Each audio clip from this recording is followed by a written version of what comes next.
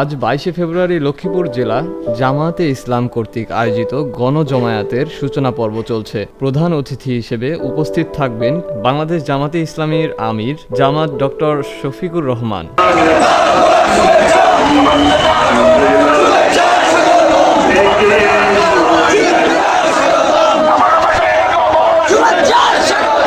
যদি গান গাওয়া হয় গান সুন্দর হয় তোমার নামে, যদি গান গাওয়া হয় গান সুন্দর হয়।